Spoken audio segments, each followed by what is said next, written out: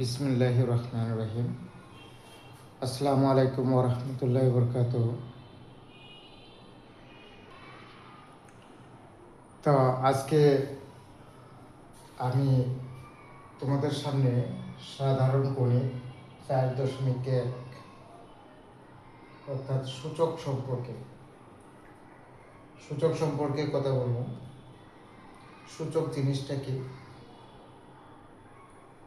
এবং অনেকে আমরা সূচক জিনিস জানি না। তাই সূচক জিনিসটা দেখো, যে সূচকীয় রাশি অর্থাৎ সূচক এবং ভিত্তি সংবলিত রাশিকে কি বলা হয়? সূচকীয় রাশি। সূচক থাকলেই ভিত্তি থাকা লাগবে। সূচক আছে ভিত্তি নাই, কিন্তু তাহলে সূচক বলাই যাবে না। ভিত্তি থাকলে সূচক বলা যাবে। ক্লিয়ার? তাহলে সূচকীয় রাশি, সূচক এবং ভিত্তি সংবলিত রাশিকে কি বলা হয়? সূচকীয় রাশি বলা হয়। তো সূচকটা জিনিসটা কি আমি একটু বিস্তারিত আলোচনা করতেছি। যেমন এখানে আমি একটা সংখ্যা লিখলাম, ধরো 5x পাওয়ার কত, বা এটা বাদ দিলাম, 5x পাওয়ার 5। ওকে, 5x পাওয়ার 5। এই যে পাওয়ারটা, এই পাওয়ারটার নাম, কয়েকটা নাম আছে। এই যে পাওয়ার, ঘাত, মাত্রা এবং সূচক। ক্লিয়ার? এই যে উপরেটাই, এইটার নামটা পাওয়ার। চারটে, মানে এক একজনের যেমন মানুষের নাম কয়েকটা নাম থাকে, শিক্ষার্থীর কয়েকটা নাম থাকে, ঠিক এই পাওয়ারটার নাম আছে।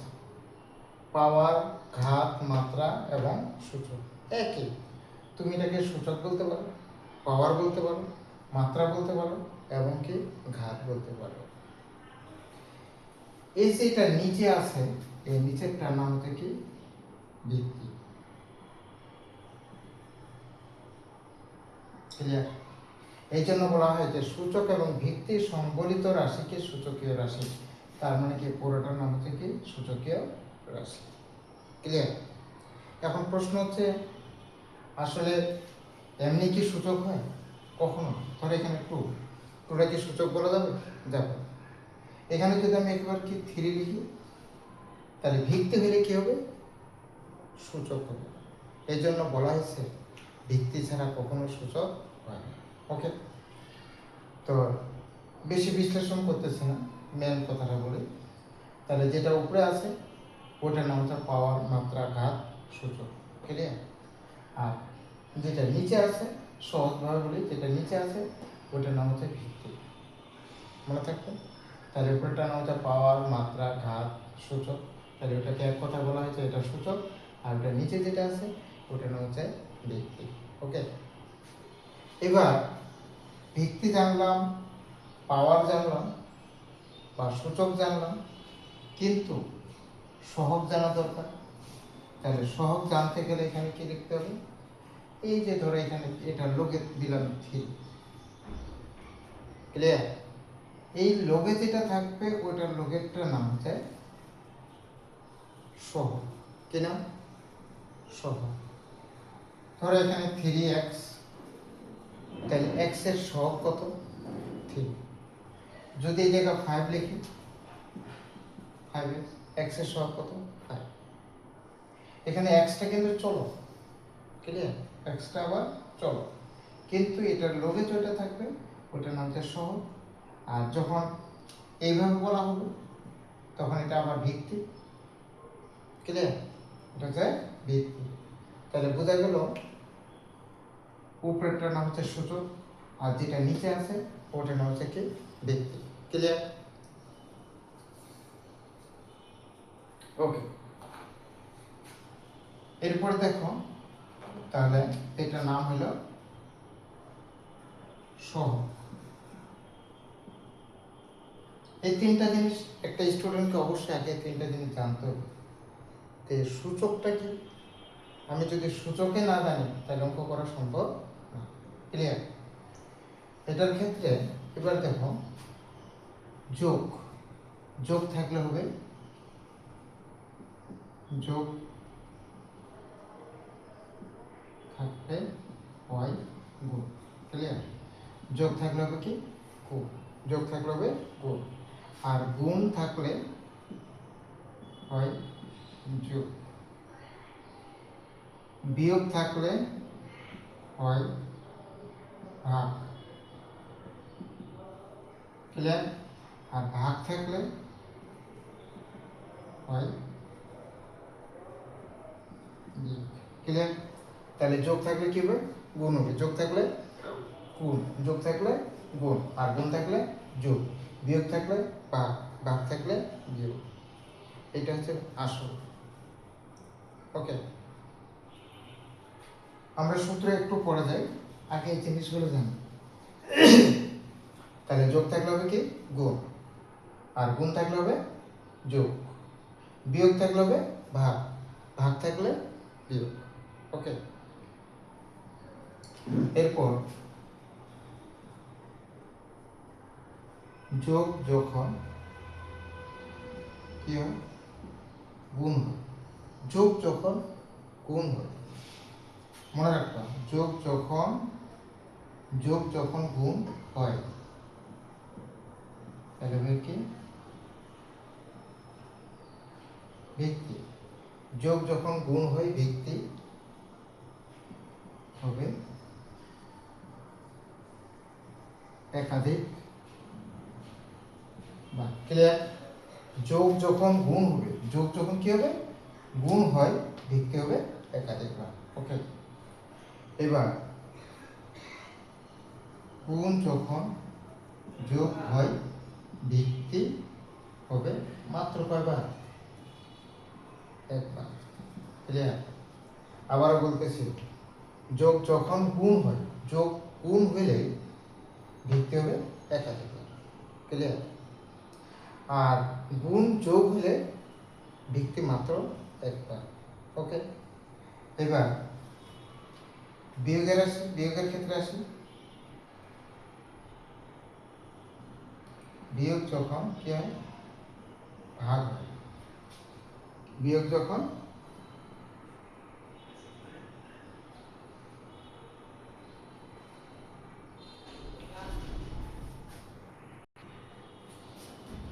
আর বিয়োগ যখন কি হয় ভাগ হয়, বিয়োগ যখন ভাগ হয়, ভাগ হয় ভিত্তি হবে একাধিকবার, একাধিক। ওকে, আর ভাগ যখন, এবার দেখো, ভাগ যখন বিয়োগ হয় ভিত্তি একবার। এগুলো লাগবে, এই কয়েকটা জিনিস সূচকের অঙ্ক করতে গেলে এটা অবশ্যই মনে রাখতে হবে। এটা মনে না রাখলে তার অঙ্ক করার সময় কি হবে, এলোমেলো হয়ে যাবে। ক্লিয়ার? তাহলে আবার বলি, সূচক, সূচকীয় রাশি, সূচক এবং ভিত্তি সংবলিত রাশিকে কি বলা হয়, সূচকীয় রাশি বলা হয়। ক্লিয়ার? এরপর দেখো, এখন সূচক জিনিসটা কি, সূচক জিনিসটা জানতে হবে। যেমন দেখো, এক্স পাওয়ার, এক্স এর উপর পাওয়ার কত 5, এর সাথে কত আছে 3, তাহলে এক্স এর উপর যেটা আছে ওটাকে আমরা বলি পাওয়ার, ওটাকে বলি, অনেকে মাত্রা বলি, অনেকে ঘাত বলি। যেটা এখানে যেটা কথা বলা হয়েছে সেটা হচ্ছে সূচক, এটাকে আমরা কি বলবো, সূচক বলবো। অর্থাৎ পাওয়ারটার নাম কি সূচক, পাওয়ারটার নাম কি সূচক। আর ওই পাওয়ারের নিচে যেটা থাকবে, এই যে পাওয়ারের নিচে যেটা, পাওয়ারের নিচে যেটা থাকবে ওটার নাম হচ্ছে ভিত্তি। ঠিক আছে? পাওয়ারের নিচে যেটা নাম থাকবে ওটার নাম কি ভিত্তি। এই ভিত্তির লগে যেটা থাকবে ওটার নাম হচ্ছে সহগ। ক্লিয়ার? এই যে তার মানে এটা হলো পাওয়ার, এটা হচ্ছে ভিত্তি, এটার লগে যেটা আছে এটা হচ্ছে কি সহগ। ওকে, এটা যে এরপর যেটা মোস্ট ইম্পর্ট্যান্ট, না করলে হয় বা না জানলে হয় না, জানতেই হবে, সেটা হচ্ছে যোগ থাকলে কি হবে, গুণ হবে। যখন যোগ থাকে অঙ্ক করার সময় আমাদের যোগ থাকলে এটা জানতে হবে কি গুণ। আর গুণ থাকলে হবে কি যোগ, মনে থাকবে গুণ থাকলে যোগ, অথবা এই গুণ থাকলে কি হবে যোগ, বিয়োগ থাকলে হবে ভাগ, আর ভাগ থাকলে হবে কি বিয়োগ। ওকে, এরপর দেখো আবার অঙ্ক করার সময় যেগুলো লাগবে, আমরা যোগকে যখন গুণ করব তখন ভিত্তি হবে মাত্র একবার, অবশ্যই কথাগুলো মনে রাখতেই হবে। তাহলে যোগ যখন গুণ হয় ভিত্তি হয় একাধিক হয়, মনে থাকবে যোগ গুণ হলে ভিত্তি একাধিক হয়, আর গুণ যোগ হলে ভিত্তি মাত্র একবার। ওকে, দেখো আমি কিছুক্ষণ পরে সূত্রগুলো লিখবো, এই কথাগুলোর সাথে প্রত্যেকটা কি আছে মিল আছে। বিয়োগ যখন ভাগ হবে, বিয়োগ ভাগ হলে ভিত্তি একাধিক হয়, আর ভাগ বিয়োগ হলে ভিত্তি মাত্র একটা। ক্লিয়ার? এরপর আমরা সূত্র, প্রয়োজনীয় সূত্র সম্পর্কে জানব। প্রত্যেক সূত্রের মধ্যে বিশ্লেষণ করে দেওয়া হবে।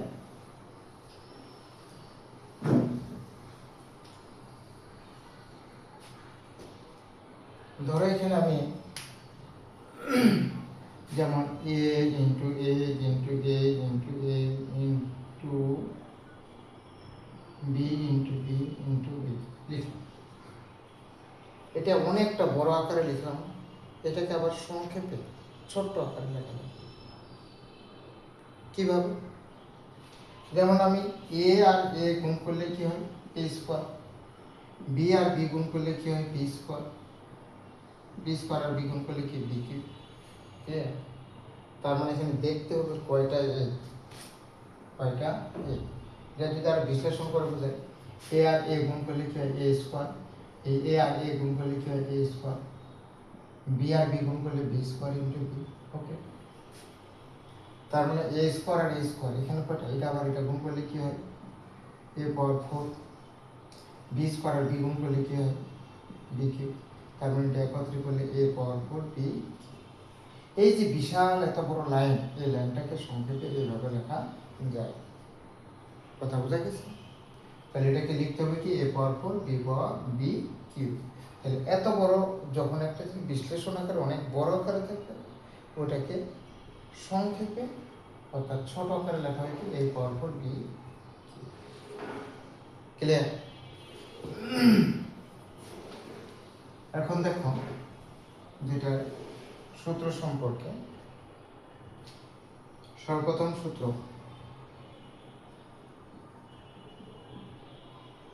এগুলো জানতে হবে। এ নটের মান কত 1, ক্লিয়ার? এ নটের মান 1, অর্থাৎ উদাহরণ যদি দিই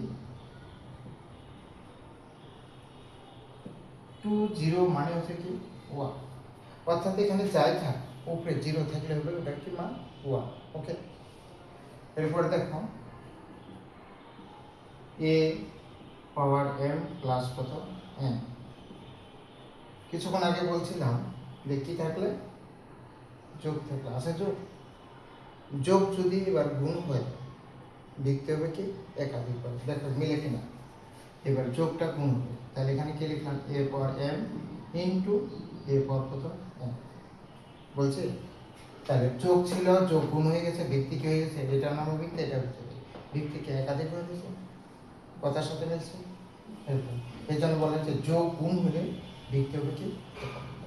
এটা উদাহরণ দিয়ে যদি বলি, উদাহরণ দিয়ে বলি, ধরো 2 পাওয়ার 5 প্লাস কত 3 লেখা যায়।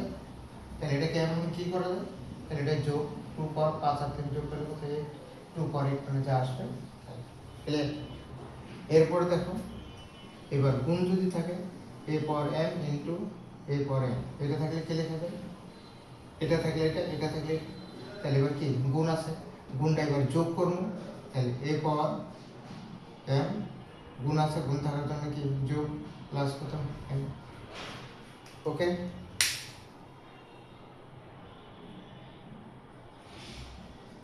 ক্লিয়ার? এরপরে দেখো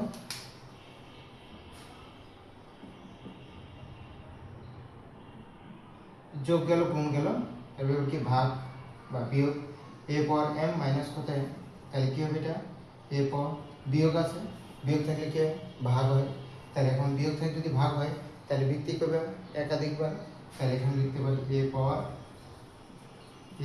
m বাই a পাওয়ার কত n। ওকে, এবার দেখো, এবার ভাগ থাকলে তাহলে a পাওয়ার m বাই কত a পাওয়ার m, এটা থাকলে কি লিখবা ভাগ আছে, তাহলে অবশ্যই বিয়োগ লিখতে হবে a পাওয়ার m মাইনাস কি n। ওকে, এরপর দেখো a ইনভার্স n, এটা থাকলে কি লেখা যায়, এটা দিয়ে মোস্ট অনেক অঙ্ক আসে, ঠিক আছে। এই সূত্রটা অবশ্যই জানতে হবে। এ ইনভার্স, এটাকে বলা হয় ইনভার্স, এর উপরে যদি এর পাওয়ার যদি লেখে মাইনাস থাকে তখন বলতে হবে এ ইনভার্স n। যদি এখানে 2 থাকে তাহলে এ ইনভার্স 2, যদি এখানে 3 থাকে এ ইনভার্স 3, তাহলে এ ইনভার্স n যদি থাকে তাহলে কি লিখতে হবে, ইনভার্স মানে উপরে 1 বাই এ পাওয়ার কত n। ওকে, ইনভার্স মানে হচ্ছে কি উপরে 1 বাই কত এ পাওয়ার n। ক্লিয়ার? এখানে উদাহরণ দিই একটা, যেমন 2 ইনভার্স 1 মানে কি 1 বাই 2। ওকে, তাহলে a ইনভার্স n থাকলে কি 1 by a power n। Clear? এবার যদি থাকে ধরো a কি পাওয়ার কত n, তার মানে কি দুইটার উপরেই n আছে, তার মানে a পাওয়ার হবে n ইনটু b পাওয়ার কত n। ওকে, অথবা এরকম যদি থাকে ধরো a b লিখে যদি আমি স্কয়ার দিই, তার মানে কি এর উপরে স্কয়ার আছে b এর উপরে স্কয়ার আছে, তাহলে এখানে কি লিখলাম a square b square. Clear?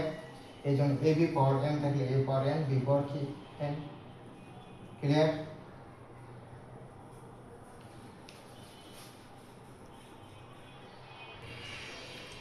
তারপর দেখো a বাই b পাওয়ার যদি n থাকে তাহলে a পাওয়ার n হবে b পাওয়ার কি n, তাহলে a power n by b power n। অবশ্যই এই সূত্রগুলো লাগবেই। এরপর দেখো a power n bracket close n যদি থাকে তাহলে এখানে কি হবে a পাওয়ার n n। এটা আবার এইভাবে লেখা যায় নিজের সুবিধার জন্য, অর্থাৎ বাইরের পাওয়ার যাবে ভিতরে, ভিতরে পাওয়ার যাবে কি বাইরে। এই mটা যাবে n এর কাছে, আর mটা যাবে n এর কাছে, তাহলে এখানে কি a power n bracket close n। ওকে,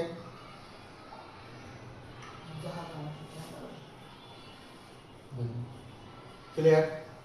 তাহলে এখানে কি a পাওয়ার কত 0 0, অর্থাৎ এই নটের মান হচ্ছে 1, a পাওয়ার m প্লাস কত n, অর্থাৎ যোগ যখন গুণ হবে লিখতে হবে একাধিকবার। এগুলো সব সূত্র, এই সূত্রগুলো অবশ্যই কি করতে হবে জানে রাখতে হবে এবং মুখস্থ ভালো কোনটা কোনটা কি। তো আজকে বেশি কথা বললাম না,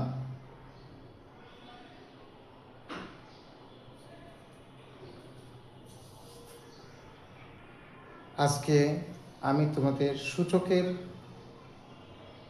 বেসিক সম্পর্কে আলোচনা করলাম। পরবর্তী ভিডিও যখন আপলোড দেওয়া হবে এটার অঙ্কগুলো এবং বোর্ডে যে অঙ্কগুলো আসে এই অঙ্কগুলো মোস্ট ইম্পর্টেন্টগুলোই শুধু কি দেওয়া হয়। ঠিক আছে, আজকে এ পর্যন্ত। ওকে, থ্যাংক ইউ, আল্লাহ হাফিজ।